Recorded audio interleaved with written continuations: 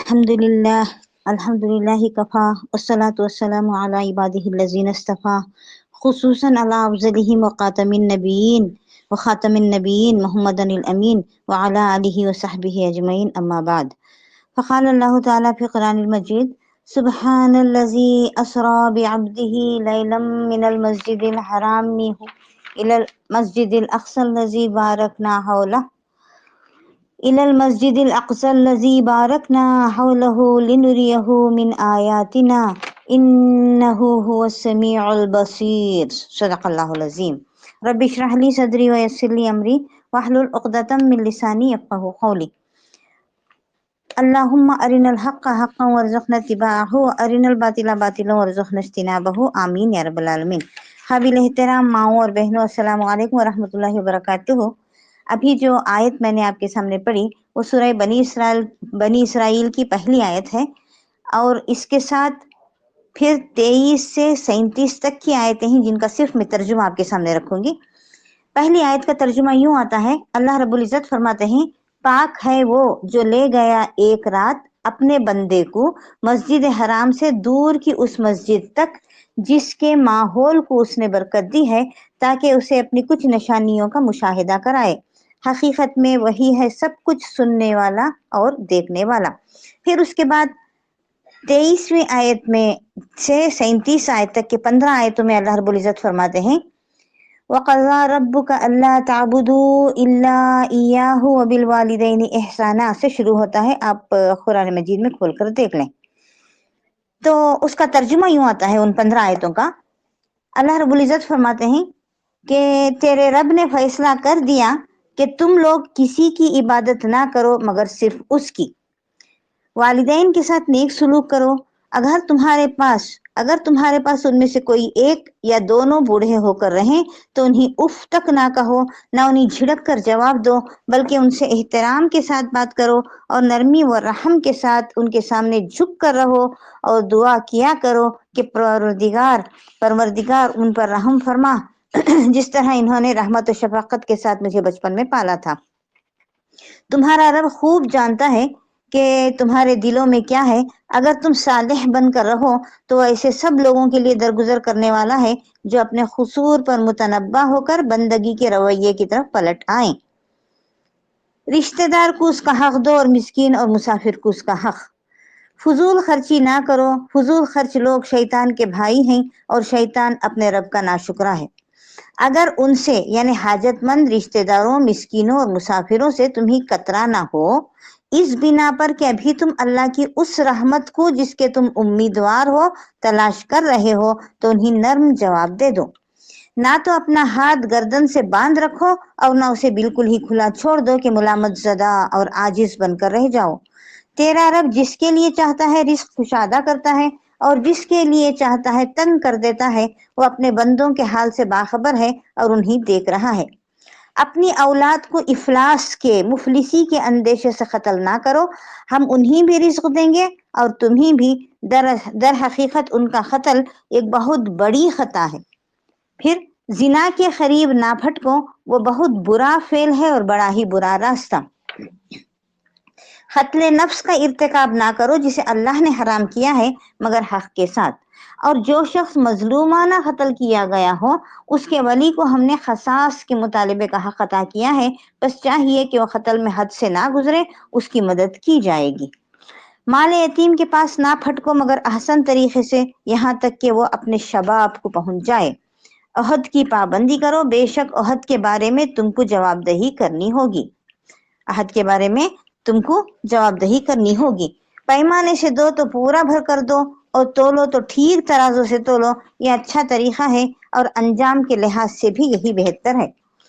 کسی ایسی چیز کے پیچھے نہ لگو جس کا تمہیں علم نہ ہو، یقیناً آنکھ، کان اور دل سب ہی کی باس پرس ہونی ہے۔ زمین میں اکڑ کر نہ چلو، تم نہ زمین کو پھاڑ سکتے ہو نہ پہاڑوں کی بلندی کو پہنچ سکتے ہو۔ تو یہ کچھ ہدایات تھے جو اللہ رب العالمین معراج کے موقع پر نبی اکرم صلی اللہ علیہ وسلم کو دیا، اور یہی مقصد تھا کہ آپ صلی اللہ علیہ وسلم کو معراج کو بلایا گیا۔ تو قابل احترام ماؤں اور بہنوں، بات شروع کرنے سے پہلے میں ایک سوال آپ سے کرتی ہوں کہ ہمارا ملک جس کے کئی صوبے ہیں یعنی ہندوستان، اس پورے ملک میں حکومت کون کر رہا ہے؟ پرائم منسٹر نا؟ ہاں اچھا، اگر وہ کسی صوبے یا کسی اسٹیٹ کو مثلاً کرناٹکا کو لے لیں، تو کرناٹکا میں کوئی چینج لانا چاہتا ہے، بہتری لانا چاہتا ہے، اس کو رولز اینڈ ریگولیشنز دینا چاہتا ہے، تو وہ کسے اپنے پاس بلاتا ہے؟ کرناٹکا کے سی ایم کو نا، چیف منسٹر کو نا۔ اچھا، اب سی ایم صاحب پی ایم صاحب کے ہیڈ کوارٹرز کو یعنی دلی کو جاتے ہیں، تو راستے میں سی ایم صاحب کے ساتھ کیا کیا معاملہ ہوتا ہے، وہ کون سی فلائٹ سے چلتے ہیں، راستے میں کیا کیا ہوتا ہے، کس کس سے ملتے ہیں، کہاں کہاں سے ہوتے ہوئے دہلی جاتے ہیں، یہ سب بتائیں گے ہمارے سی ایم، ہے نا؟ اور جب سی ایم وہاں پہنچتے ہیں تو جاتے ہی میٹنگ نہیں ہو جاتی نا، فریش ہوتے ہیں کچھ ڈرنکس کچھ سنیکس کے ذریعے، پھر پرائیویٹ میٹنگ ہوتی ہے، خیر خیریت پوچھی جاتی ہے، کچھ تحفے تحائف لیے دیے جاتے ہیں، اس کے بعد افیشیل میٹنگ ہوتی ہے اور اس میں پی ایم صاحب سی ایم صاحب کو جو رولز اینڈ ریگولیشنز دینا ہے وہ دیتے ہیں، ایسا ہی ہوتا ہے نا؟ تو اب یہاں ایک بات اور قابل غور ہے کہ پرائم منسٹر جو ہدایات جو رولز اینڈ ریگولیشنز دیتے ہیں وہ پرائم منسٹر صاحب ہی بتائیں گے، اور سفر کے دوران کیا کچھ گزرا وہ چیف منسٹر صاحب بتائیں گے، ہے نا؟ بات اچھی طرح سمجھ میں آ گئی نا؟ اچھا، اصل بات یہ ہے کہ یہ کرۂ زمین جسے ہم گلوب کہتے ہیں، جس پر ہم اور آپ رہتے ہیں، اللہ کی عظیم الشان سلطنت کا ایک چھوٹا سا صوبہ ہے۔ اس صوبے میں اللہ کی طرف سے جو پیغمبر بھیجے گئے ان کی حیثیت کچھ اس طرح کی سمجھ لیجئے جیسے دنیا کی حکومتیں اپنے ماتحت ملکوں میں گورنر یا وائس رائس بھیجا کرتی ہیں۔ ایک لحاظ سے دونوں میں مشابہت بھی ہے اور ایک لحاظ سے دونوں میں یعنی دنیا کے گورنر اور جسے ہم چیف منسٹر کہتے ہیں اور رب العزت کے گورنر جنہیں پیغمبر کہا جاتا ہے، ان دونوں میں بڑا بھاری فرق ہے۔ دنیا کے گورنرز محض انتظام ملکی کے لیے مقرر کیے جاتے ہیں، ملک کے انتظام کے لیے مقرر کیے جاتے ہیں، اور سرور سلطان کائنات کے گورنر یعنی پیغمبر اس لیے مقرر ہوتے ہیں کہ انسانوں کو صحیح تہذیب، بلند اخلاق اور سچے علم اور عمل کے اصول بتلا دیں جو صدیوں تک انہیں سیدھا راستہ دکھاتے رہیں۔ اس فرق کے باوجود میں نے آپ کو بتایا دونوں میں ایک طرح کی سملیرٹی بھی ہے، مشابہت بھی ہے۔ دنیا کی حکومتیں، اب وہ مشابہت و سملیرٹی یہ ہے کہ دنیا کی حکومتیں گورنری جیسی ذمہ داری کا منصب، پوسٹ ان لوگوں کو دیتی ہے جو ان کے سب سے زیادہ قابل اعتماد آدمی ہوتے ہیں، اور جب انہیں اس عہدے پر مقرر کر دیتی ہے تو پھر انہیں یہ دیکھنے اور سمجھنے کا پورا موقع دیتی ہے کہ حکومت کا اندرونی نظام کس طرح کی پالیسی پر چل رہا ہے، اندرونی نظام میں کیا کچھ ہے، کیا کیا حالات ہیں اور کس طرح کس پالیسی پر چل رہا ہے، اور ان کے سامنے اپنے وہ راز بے نقاب کر دیتی ہیں جو عام پبلک یعنی رعایا پر ظاہر نہیں کیے جاتے۔ ایسا ہی حال اللہ سبحانہ شانہ کی سلطنت کا ہے۔ وہاں بھی پیغمبری کے منصب پر وہی لوگ مقرر ہوئے جو سب سے زیادہ قابل اعتماد تھے، اور جب مقرر کر دیا تو اللہ رب العزت نے خود ان کو اپنی سلطنت کے اندرونی نظام کا مشاہدہ کرایا اور ان پر کائنات کے وہ راز ظاہر کیے جو عام انسانوں پر ظاہر نہیں کیے جاتے۔ مثلاً حضرت ابراہیم علیہ السلام کو آسمان اور زمین کے اندرونی انتظام کا مشاہدہ کرایا گیا، جس کا ذکر سورہ الانعام کی 75 آیت میں آتا ہے۔ وَكَذَلِكَ نُرِي إِبْرَاهِيمَ مَلَكُوتَ السَّمَاوَاتِ وَالْأَرْضِ وَلِيَكُونَ مِنَ الْمُوقِنِينَ۔ ترجمہ ہے، ابراہیم کو ہم اسی طرح زمین اور آسمانوں کا نظام سلطنت دکھاتے تھے اور اس لیے دکھاتے تھے کہ وہ یقین کرنے والوں میں سے ہو جائے۔ اور پھر اسی طرح سورہ بقرہ کی آیت نمبر 35 میں اللہ فرماتے ہیں وَإِذْ قَالَ إِبْرَاهِيمُ رَبِّ أَرِنِي تُحْيِيَ الْمَوْتَى، اے میرے رب میں دیکھنا چاہتا ہوں کہ تو مردے کو زندہ کس طرح کرتا ہے، اور یہ بھی آنکھوں سے دکھایا گیا کہ اللہ کس طرح مردوں کو زندہ کرتا ہے۔ پھر اسی طرح حضرت موسیٰ علیہ السلام کو کوہ طور پر جلوہ ربانی دکھایا گیا، اپنا جلوہ دکھایا، وہ دیکھ نہیں سکے، بے ہوش ہو گئے، اور پھر ایک خاص بندے کے ساتھ کچھ مدت تک انہیں پھرایا گیا تاکہ اللہ کی مشیت کے تحت دنیا کا انتظام جس طرح ہوتا ہے اس کو دیکھیں اور سمجھے. یعنی سورہ کہف میں حضرت خضر علیہ السلام کا جو واقعات تفصیل کے ساتھ آیا ہے وہ. ایسے ہی کچھ تجربات ہمارے نبی اکرم صلی اللہ علیہ وسلم کے بھی تھے. کبھی اللہ کے مقرب فرشتے یعنی جبرائیل کو افق پر علانیہ دیکھتے ہیں، جس کا ذکر تکویر میں آتا ہے وَلَقَدْ رَآهُ بِالْأُفُقِ الْمُبِينِ. کبھی وہ فرشتہ آپ صلی اللہ علیہ وسلم کے اتنے قریب آ جاتا ہے کہ 2 کمانوں کے بقدر یا اس سے بھی کم فاصلہ رہ جاتا ہے. کبھی وہی فرشتہ سدرۃ المنتہا کے آخری سرحد پر ملتا ہے. اسی نوعیت کے تجربات میں سے ایک وہ چیز ہے جسے معراج کہتے ہیں. ٹھیک ہے. اچھا، اب ہم تھوڑا سا یہ سمجھ لیں کہ ہمارے نبی صلی اللہ علیہ وسلم 40 سال کے تھے تو نبی بنائے گئے، نبوت کا منصب عطا کیا گیا. اور جب آپ کو اپنے مشن کی تبلیغ کرتے ہوئے تقریباً 12 سال گزر چکے مکے میں، آپ جانتے ہیں کہ مکے میں 13 سال تھے، 13ویں سال آپ کو مدینے کو ہجرت کرنا پڑا. نہیں تو آپ صلی اللہ علیہ وسلم کو نہیں پتا تھا کہ آپ 1 سال کے بعد ہجرت کرنے والے ہیں، لیکن اللہ رب العزت کو پتا تھا کہ اب کچھ مہینوں کے بعد میرے نبی کو مجھے مدینے کو منتقل کرنا ہے. تو آپ اپنی مشن کی تبلیغ کرتے ہوئے تقریباً 12 سال آپ کے گزر چکے تھے. آپ کی آواز عرب کے حجاز کے اکثر قبیلوں میں ہوتے ہوئے حبش تک پہنچ چکی تھی، اور اب وہ وقت قریب آ گیا تھا کہ آپ صلی اللہ علیہ وسلم کو مکے کی ناموافق زمین سے نکال کر مدینہ منتقل کرنا تھا، جہاں آپ کی کامیابی کے لیے زمین تیار تھی اور ایک اسلامی ریاست مدینے کو بننا تھی. تو اس اہم موقع پر ایک ریاست کو اسلامی طرز پر چلانے کے لیے ہدایات دینے بادشاہ کائنات نے اپنے نبی کو اپنے حضور میں طلب فرمایا. پیاری بہنوں، قرآن ضمنی چیزوں کو چھوڑ کر ہمیشہ اصل مقصد تک اپنے بیان کو محدود رکھتا ہے. اس لیے اس نے کیفیت معراج کا کچھ ذکر نہیں کیا، بلکہ وہ چیز تفصیل کے ساتھ بیان کی ہے جس کے لیے نبی اکرم صلی اللہ علیہ وسلم کو بلایا تھا. قرآن کی 17ویں سورت بنی اسرائیل کے 23 سے 37 تک کی 15 آیتوں کا جو میں نے ترجمہ آپ کے سامنے رکھا، اس میں تفصیل ملتی ہے. ٹھیک ہے. تو پیاری بہنوں، اس کے 2 حصے ہیں. ایک حصے میں مکے کے لوگوں کو آخری نوٹس دیا گیا کہ اگر تمہاری سختیوں اور ظلم و ستم کی وجہ سے اللہ کا پیغمبر وطن چھوڑنے پر جلا وطنی پر مجبور ہوا تو پھر مکے میں تم بھی نہیں ٹھہر سکو گے، تم کو چند سال سے زیادہ رہنے کا موقع نہیں مل سکے گا. یہ وارننگ دی گئی. اور نبی صلی اللہ علیہ وسلم یہاں سے نکل کر مدینے کو جانا تھا تو بنی اسرائیل کو، جن سے عنقریب مدینے میں پیغمبر سے ڈائریکٹ سابقہ پیش آنا تھا، براہ راست سابقہ پیش آنا تھا، تو بنی اسرائیل کو خبردار کیا گیا کہ تم اپنی ہسٹری میں 2 زبردست ٹھوکریں کھا چکے ہو، 2 گولڈن اپرچونٹیز گنوا چکے ہو، اور 2 قیمتی موقع گنوا چکے ہو. اب تم کو تیسرا موقع ملنے والا ہے. ایک گولڈن اپرچونٹی تمہیں ملنے والی ہے اور یہ آخری موقع ہے. ٹھیک ہے. یعنی نبی کی قدر کر لو، نبی کو مان لو، نبی کے فالوور بن جاؤ تو یہ اپرچونٹی تمہارے استقبال کرے گی، ورنہ یہ آخری موقع تمہارے لیے ہوگا.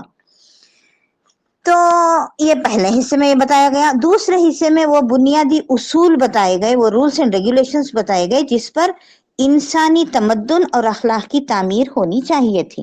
یعنی بہترین اسلامی ریاست قائم کرنے کے لیے نبی اکرم صلی اللہ علیہ وسلم کو 14 کمانڈمنٹس دیے گئے. ٹھیک ہے. تو اب یہاں ایک بات یہ آتی ہے، قابل غور ہے، کہ کیا پہلے کے پیغمبروں کو بھی معراج ملی تھی جو نبی صلی اللہ علیہ وسلم کو ملی؟ ہاں. اچھا، تو نبی صلی اللہ علیہ وسلم کو معراج یعنی یہ 14 کمانڈمنٹس دینا کیوں ضروری تھا؟ ایک بات اور. تو پیاری بہنوں، پہلے میں موسیٰ علیہ السلام کی بات بتاؤں گی. موسیٰ علیہ السلام کو بھی معراج ملی تھی. کیسا؟ جب موسیٰ علیہ السلام بنی اسرائیلیوں کو جو غلامی کی زندگی گزارنے کے عادی ہو چکے تھے، صدیوں سے فرعون کی غلامی میں رہتے رہتے رہتے ان کی گھٹی میں غلامی بس گئی تھی، رچ بس گئی تھی، تو انہیں اللہ کے حکم سے فرعون کے چنگل سے چھڑا کر دریا پار کر کے موسیٰ علیہ السلام جب جاتے ہیں اور ان کی آنکھوں کے سامنے فرعون اور اس کا لشکر غرق ہو جاتا ہے اور میدان تیاہ میں جو وہ جا کر ٹہرتے ہیں، تو ایک آزادانہ زندگی अल्लाह की ताबेदारी में गुजारना था बनी इसराइलियों को, तो उनको हिदायत की जरूरत थी। तो मूसा अलैहिस्सलाम को अल्लाह ताला ने कोहे तूर पर बुलाया 40 दिन के लिए, पहले 30 दिन फिर 10 दिन बढ़ा दिए गए वगैरह। उसके बाद मूसा अलैहिस्सलाम को 10 कमांडमेंट्स दिए गए। ठीक है, तो इसी तरह अब यहाँ देखिए, अरबों में कभी भी एक के अंडर उन्होंने कभी नहीं रहे थे, यानी एक की रियासत, एक की हुकूमत उन्होंने कभी नहीं देखी थी अरबों ने। अरबों में हमेशा कबीलों का राज रहा, हर कबीला अपने अपने कबीले में उसका जो सरदार होता था वो उसकी दुनिया थी, वो उसका राज था। तो यही सब कुछ हो रहा था, कोई एक के अंडर में रहना उन तस्वुर भी नहीं कर सकता था। तो अब हमारे नबी सल्लल्लाहु अलैहि वसल्लम ने भी जो देखा था बचपन से, यही माहौल देखा था। हालांकि आप सल्लल्लाहु अलैहि वसल्लम हर बुराई से दूर थे, लेकिन रूल्स एंड रेगुलेशंस किस तरह नाफिज करना है, और ये अल्लाह की जमीन पर ये अल्लाह की हुकूमत और नबी अकरम सल्लल्लाहु अलैहि वसल्लम को अकेले को हाकिम तस्वुर करना पब्लिक को, ये बताने के लिए, ये सिखाने के लिए जरूरी था कि आप सल्लल्लाहु अलैहि वसल्लम को ये 14 कमांडमेंट्स दिए जाएं।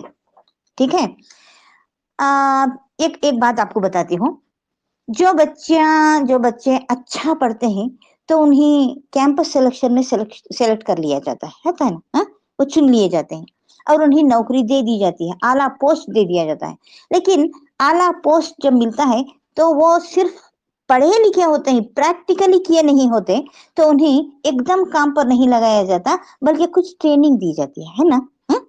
तो बहरहाल ये 14 कमांडमेंट्स, मदीने में जमीन तैयार हो चुकी थी, आप सल्लल्लाहु हिजरत करके गए तो मदीने में एक रियासत, इस्लामी रियासत कायम हुई, और वहां पर रूल्स एंड रेगुलेशंस नाफिज करने के लिए अल्लाह रब्बुल इज्जत ने अपने हबीब को आसमानों पर बुलाया ताकि ये कमांडमेंट्स दे सके।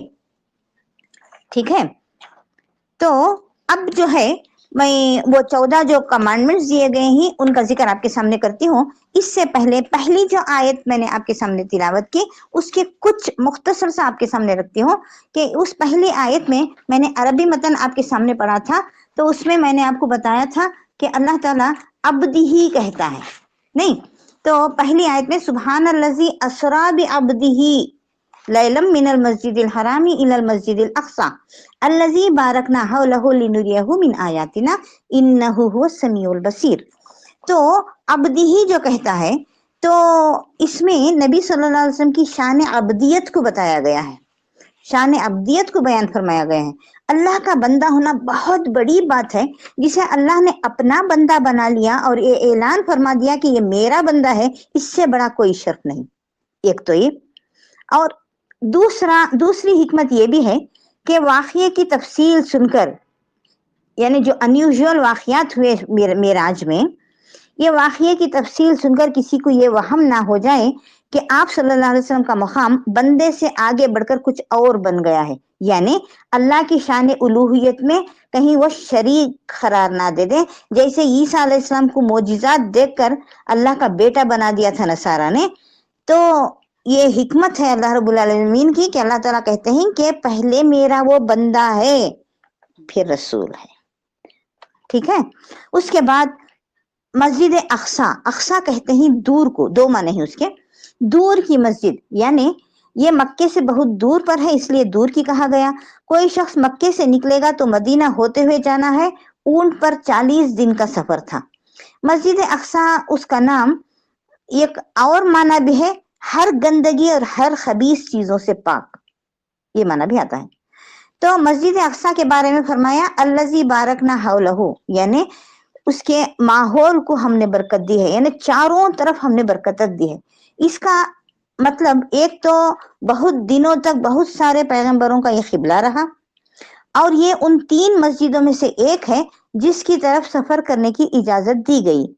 मस्जिद हरमैन है, मस्जिद हराम और मस्जिद नबवी, और तीसरी ये मस्जिद। ठीक है, और उसके चारों तरफ अंबिया मदफून हैं, बनी इसराइल के बेशुमार अंबिया अलैहिस्सलाम वहीं पर आए और वहीं मदफून हैं, और दुनियावी एतबार से इसलिए बाबरकत कहा गया कि वहां नहरें और दरख्त बहुत हैं, यानी फर्टाइल लैंड है वो।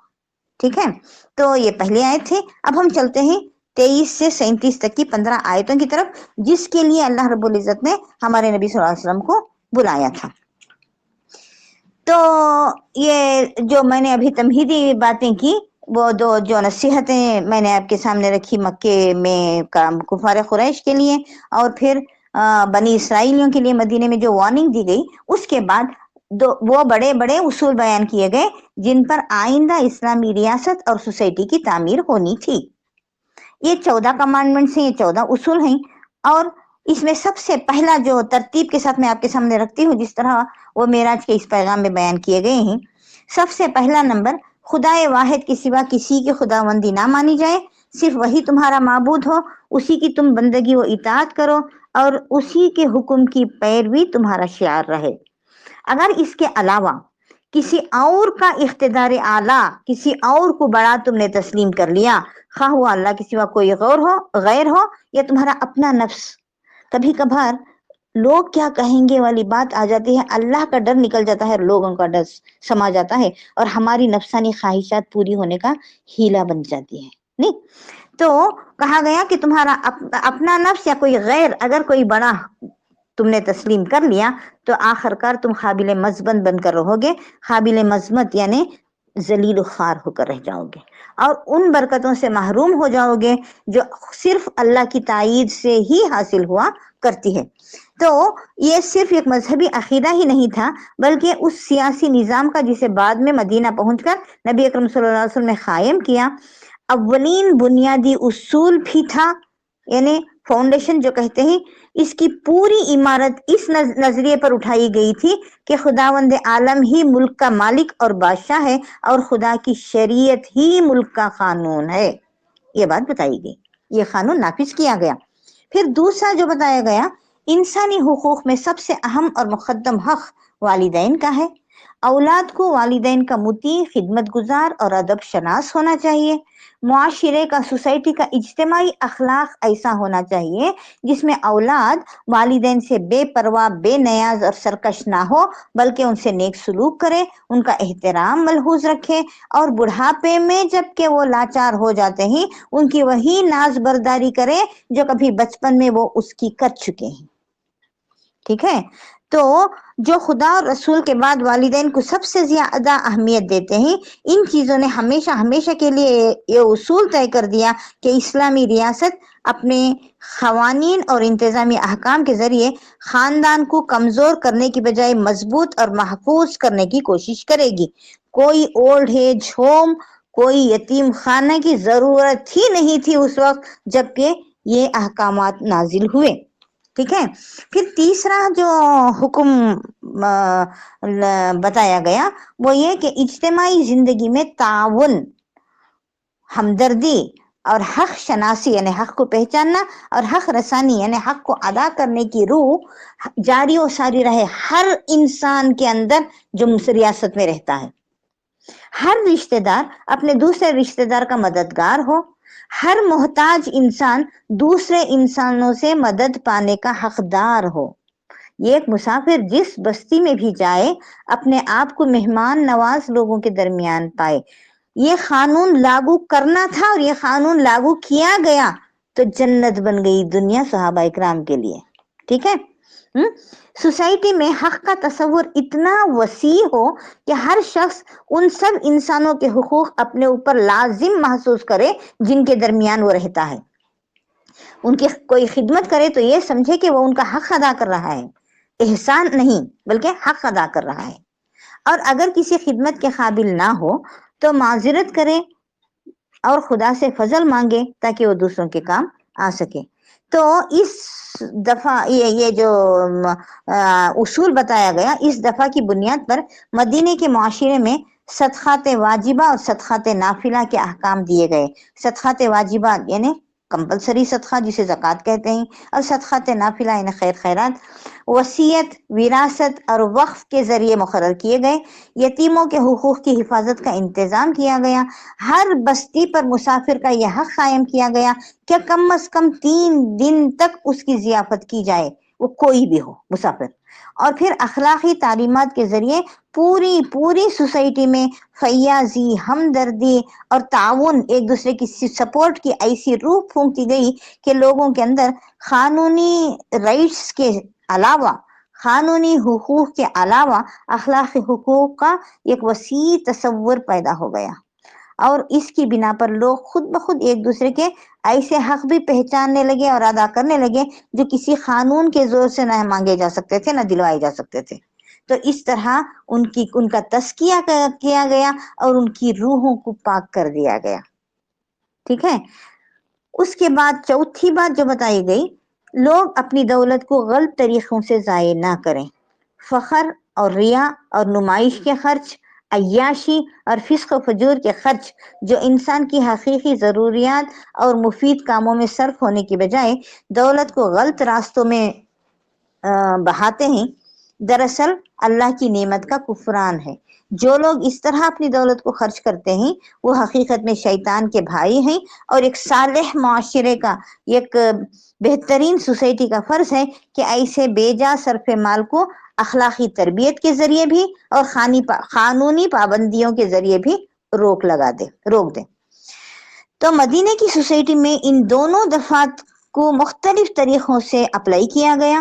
ایک طرف فضول خرچی اور عیاشی کی بہت سی صورتوں کو قانونی جرم قرار دیا گیا، دوسری طرف قانونی تدابیر سے بھی اور اخلاقی تدابیر سے بھی بے جا صرف مال کی روک تھام لگائی گئی۔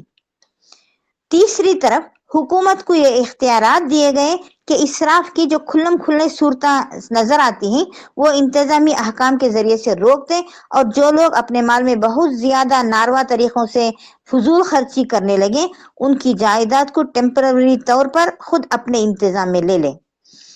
ان تدابیر کے علاوہ سوسائٹی میں ایک ایسا ماحول پیدا کیا گیا کہ جو فضول خرچیوں پر واہ واہ کرنے کے بجائے ملامت کرے، تھو چھی کرے، اور اخلاقی تعلیم کے ذریعے افراد کے نفس کی اصلاح بھی کی گئی۔ یعنی جہاں کہیں فضول خرچی ہو تو واہ واہ کے نعرے لگانے کے بجائے ایک ملامت کرے اور ان کے ضمیروں کو جھنجھوڑے۔ ٹھیک ہے، تو اس طرح کا انتظام کیا گیا۔ پھر پانچویں جو بات آتی ہے، لوگوں میں اتنا اعتدال ہونا چاہیے کہ وہ نہ تو بخیل بن کر دولت کی گردش کو روکیں اور نہ فضول خرچ بن کر اپنی معاشی طاقت کو ضائع کریں۔ دو بھی منع کیا گیا، فضول خرچ کر کے خود ایسی حالت آ جائے کہ دوسروں کے سامنے ہاتھ پھیلائیں، اس سے بھی منع کیا گیا، اور دولت کو ضرورت کے وقت بھی نہ خرچ کر کے روک کے رکھنے کو بھی منع کیا گیا۔ معاشرے کے افراد میں توازن، بیلنس کی ایک ایسی صحیح حس پائی جانی چاہیے کہ وہ بجا خرچ سے باز بھی نہ رہیں اور بے جا خرچ کی خرابیوں میں مبتلا بھی نہ ہوں۔ تو پھر چھٹویں بات یہ بتائی گئی کہ اللہ نے اپنے رزق کو تقسیم کا جو نظام قائم کیا ہے، انسان اپنی مصنوعی تدبیروں سے، اپنے ٹیمپرری آرٹیفیشل پلاننگوں سے اس میں دخل انداز نہ ہو، خدا کی قدرت میں دخل اندازی نہ کرے۔ اللہ رب العالمین کی بہت ساری مصلحتیں ہیں جن کی بنا پر اللہ رب العالمین مال رزق کی تقسیم یکساں نہیں کرتا، کسی کو زیادہ دیتا ہے، کسی کو کم دیتا ہے، لیکن اللہ رب العزت کی ایک حکمت یہ ہے کہ اللہ رب العالمین ہر ایک کو ایک دوسرے کا ڈیپینڈنٹ بنانا چاہتا ہے۔ دیکھیے، دولت مند کے پاس دولت ہوتی ہے لیکن طاقت نہیں ہوتی، کام کرنے کی اہلیت نہیں ہوتی، اور غریبوں کے پاس طاقت رہتی ہے، کام کرتے ہی پیسوں کی ضرورت ہوتی ہے، تو پیسوں کے لیے وہ ان دولت مندوں کے ڈیپینڈ ہوتے ہیں اور دولت مند لوگ غریبوں کے ڈیپینڈ ہوتے ہیں۔ تو اس طرح کنیکٹیوٹی رہتی ہے۔ اگر تمام کے تمام کو دولت مل جاتی تو نہ کوئی کسی کو دیکھتا، نہ کسی کی پرواہ کرتا، نہ کسی سے ہمدردی کرتا، نہ کسی کے کام آتا، کچھ بھی نہ ہوتا۔ یہ اللہ کی مصلحتیں ہیں، بہت ساری مصلحتیں ہیں جن کو وہ خود ہی بہتر جانتا ہے۔ لہذا ایک صحیح معاشی نظام وہی ہے جو اللہ کے مقرر کیے ہوئے طریقوں سے قریب تر ہو، جو اللہ نے مقرر کیے ہیں انہی پر عمل کرتے ہوئے زندگی کو گزارا جائے۔ تو پھر ساتویں چیز جو بتائی گئی، نسلوں کی افزائش کو اس ڈر سے نہ روک دینا، یعنی جنریشن کو اس ڈر سے ختم نہ کر دینا کہ کھانے والے بڑھ جائیں گے تو فائنینشیلی تنگ ہوتے چلے جائیں گے، فائنینشیل سورسز کم ہوتے جائیں گے۔ یہ ایک بہت بڑی غلطی ہے جو لوگ اس اندیشے سے آنے والی نسلوں کو ہلاک کرتے ہیں، وہ اس غلط فہمی میں مبتلا ہیں کہ رزق کا انتظام ان کے ہاتھ میں ہے، حالانکہ رازق وہ اللہ ہے جس نے انسانوں کو زمین میں بسایا ہے۔ پہلے آنے والوں کے لیے بھی رزق کا سامان اسی نے کیا تھا اور بعد کے آنے والوں کے لیے بھی وہی سامان کرے گا۔ ہم دیکھتے ہیں کہ پہلے دنیا کتنی کم تھی، پاپولیشن کتنا کم تھا، ان کے لیے بھی کھانے کا انتظام فراوانی کے ساتھ تھا۔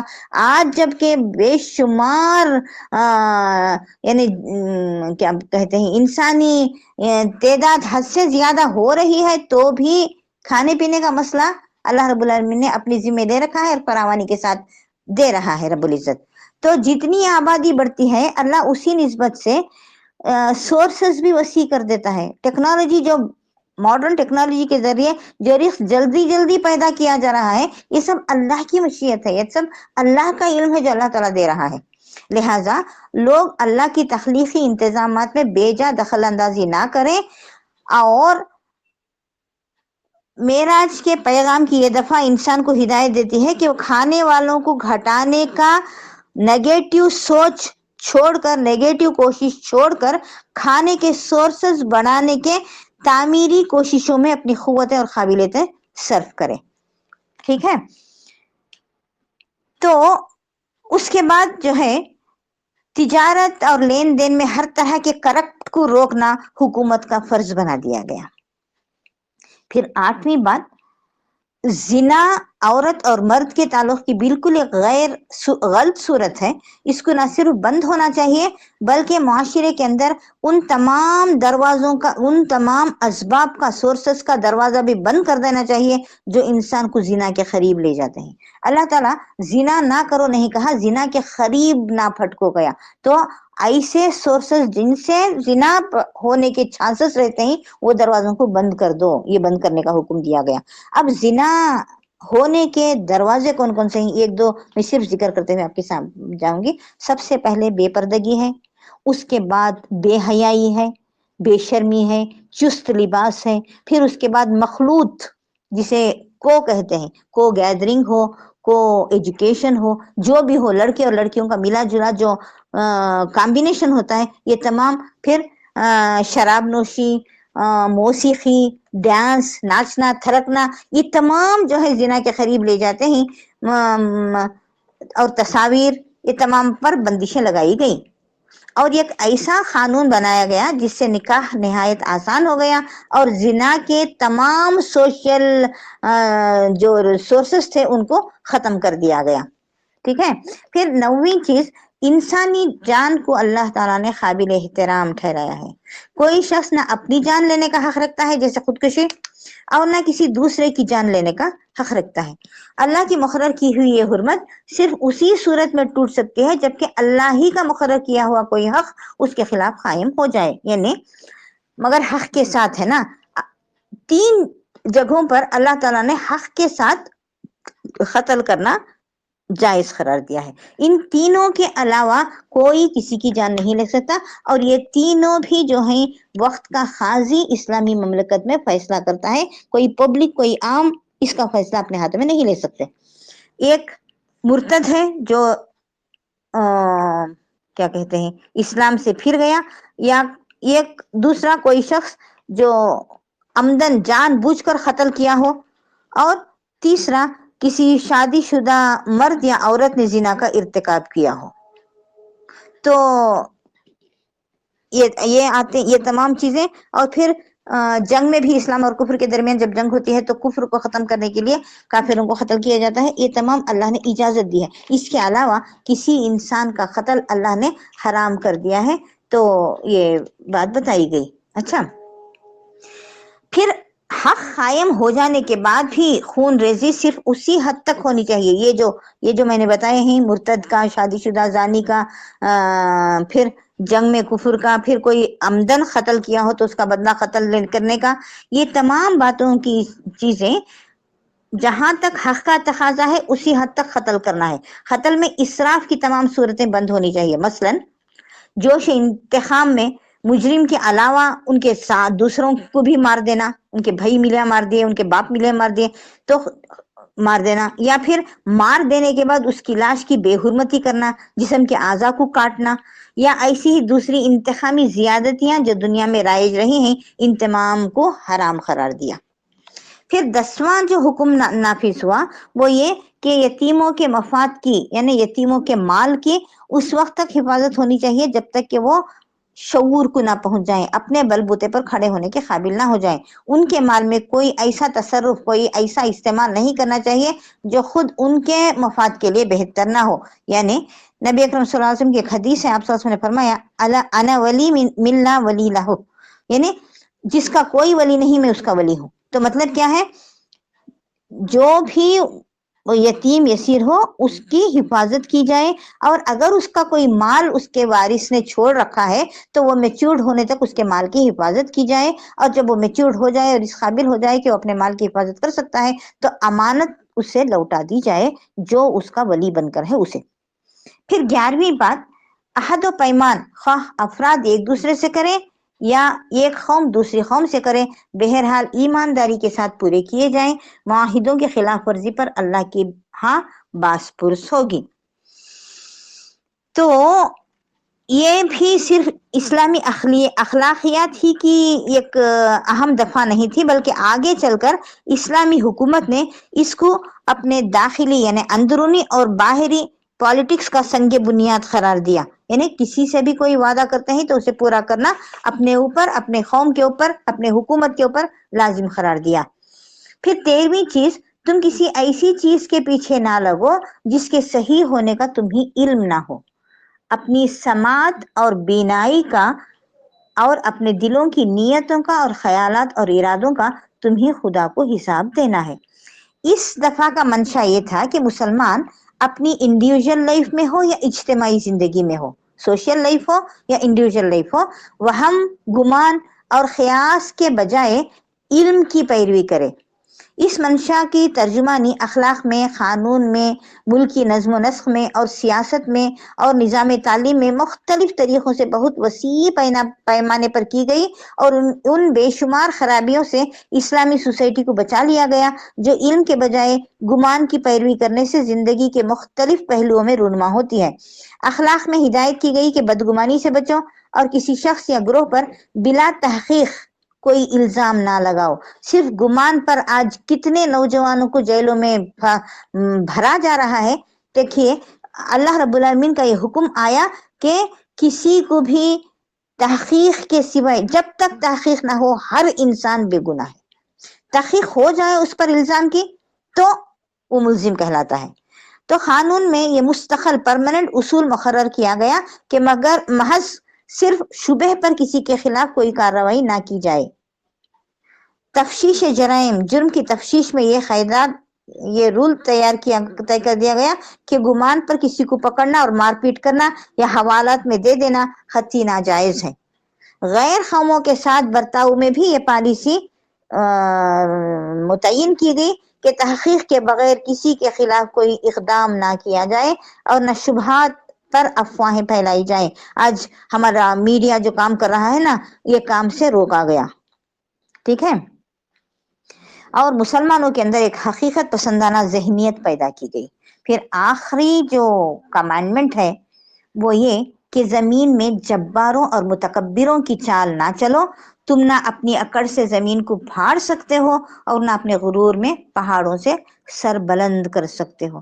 प्यारी बहनों, ये तमाम रियाया के लिए भी है और जो हुकूमत करते हैं हाकिम उनके लिए भी है। ये महज एक वाइजाना नसीहताना बात नहीं है, नसीहत की बात ना थी, बल्कि दर हकीकत इसमें मुसलमानों की एडवांस में वार्निंग की गई, पेश की, तंबीह की गई कि एक हुक्मरान ग्रोह बनने के बाद वो गुरूर और तकब्बुर में मुब्तला ना हो। ये उसी हिदायत का फैज़ था कि जो हुकूमत इस मंशूर के मुताबिक, ये जो दस्तूर, ये जो 14 कमांडमेंट्स, जो रूल्स एंड रेगुलेशंस आए, इनके मुताबिक मदीने तैयबा में कायम की गई, उसके फरमा रवा गवर्नरों और सिपह सालारों की जबान कलम से निकला हुआ एक जुमला भी आज हमें इस्लामिक हिस्ट्री में ऐसा नहीं मिलता जिसमें तकब्बुर का एक अदना सा शाइबा तक पाया जाता हो। हत्ता कि जंग में भी उन्होंने कभी फखर और गुरूर की कोई बात जबान से ना निकाली।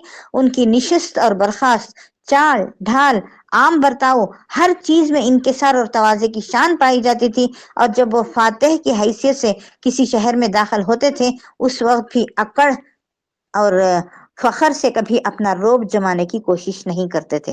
تو پیاری بہنوں، سب سے پہلے تو مدینے میں نبی اکرم صلی اللہ علیہ وسلم کی ریاست قائم ہوئی، اور جب مکہ فتح ہوا اور آپ ایک کانکرر، ایک فاتح کی شکل میں مکے میں داخل ہوئے، تو آسمان اور زمین ششدر رہ گئے کہ اللہ کا رسول، اللہ کا نبی اتنا جھکا ہوا تھا عاجزانہ طور پر کہ اپنے اونٹ کی جو کوہان ہے اس پر اپنی تھوڑی لگی ہوئی تھی اور جھکے ہوئے تھے اور اللہ کی حمد و ثنا کر رہے تھے۔ یہ عاجزانہ طریقہ تھا اس مربی کا جنہوں نے بہترین تربیت سے صحابہ اکرام کی ایسی ٹیم تیار کی کہ جب حضرت عمر رضی اللہ تعالیٰ عنہ خلیفہ بنے تو حضرت عمر رضی اللہ تعالیٰ عنہ کے پیریڈ میں آپ کو معلوم ہوگا کہ 23 لاکھ مربع میل زمین حضرت عمر رضی اللہ تعالیٰ عنہ کے خلافت میں کانکر ہوئی، اور 50% سے زیادہ اسلامی مملکتیں بن گئے۔ اتنے ملکوں کا فرماروا، حاکم، خلیفہ، امیر المومنین، لیکن تعجب کی بات یہ ہے پیاری بہنوں کہ ایک جنگ میں بھی حضرت عمر خود نفس نفیس نہیں گئے تھے۔ تو صحابہ اکرام کے اندر اللہ کی اطاعت، اللہ کے رسول کی اطاعت، یہ 14 احکامات کو ماننے کا جذبہ اور اپنے امیر کی اطاعت کتنی بھری تھی ہوں گی کہ وہ بغیر خلیفہ کے ہی خلاف فتح کرتے چلے گئے، لیکن اتنی عاجزی، اتنی انکساری تھی ان کے اندر۔ تو اس کا ایک نمونہ میں بتاتے ہوئے اپنی بات کو انشاءاللہ ختم کروں گی۔ حضرت عمر رضی اللہ تعالیٰ عنہ کے بارے میں آپ نے بہت سا سنا ہوگا۔ حضرت عمر رضی اللہ عنہ کے بارے میں نبی اکرم صلی اللہ علیہ وسلم نے فرمایا میرے بعد گر کوئی ہوتا نبی تو ہوتے عمر ابن خطاب ہی۔ پھر آپ صلی اللہ علیہ وسلم نے فرمایا عمر تم جس گلی سے گزرتے ہو شیطان اس گلی سے گزرتے ہوئے ڈرتا ہے۔ پھر بہت ساری تقریباً 21 باتیں ایسی تھیں جو حضرت عمر رضی اللہ عنہ کے خیال میں آئی اور وحی الہی بن کر نبی اکرم صلی اللہ علیہ وسلم کے اوپر نازل کی گئی۔ تو ایسے عمر رضی اللہ تعالیٰ عنہ جنت کی خوشخبری دنیا میں ہی جن کو مل گئی تھی، لیکن اتنا خشیت الہی تھا، اتنا اللہ کا خوف تھا، اتنی عاجزی تھی، اور جاہلیت کے زمانے میں اتنا غصے والا شخص تھا، اتنا غصے والے، اتنا اسلام کے خلاف انہوں نے دشمنی کی تھی، اسلامی دشمنی، اتنا مارتے تھے کسی کو کلمہ پڑھتے ہوئے معلوم ہو کر، لیکن جب اسلام میں آئے تو ایسی عاجز، ایسے انکساری ان کے اندر آ گئی کہ جب آخری وقت آیا ان کا تو اپنے بیٹے سے کہتے ہیں کہ بیٹا مجھے ذرا زمین پر سلا دے اور میرے گال کو مٹھی پر رکھ دے، شاید کہ میرے رب کو مجھ پر رحم آ جائے اور میں بخشا جاؤں۔ یہ عاجزی، یہ انکساری اتنے سارے حکومتوں پر، اتنی ساری زمین پر حکومت کرنے والے حاکم کے اندر یہ جو تھا، یہ ایک نمونہ تھا ساری دنیا کے لیے۔ اور اس کے بعد ایک مختصر سی بات کہتے ہوئے میں اپنی بات کو ختم کروں گی۔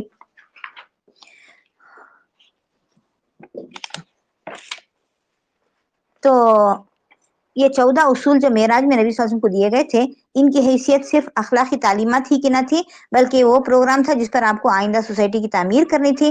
یہ ہدایت اس وقت دی گئی تھی جب آپ کی تحریک عنقریب تبلیغ کے مرحلے سے گزر کر حکومت اور سیاسی اقتدار کے مرحلے میں قدم رکھنے والی تھی۔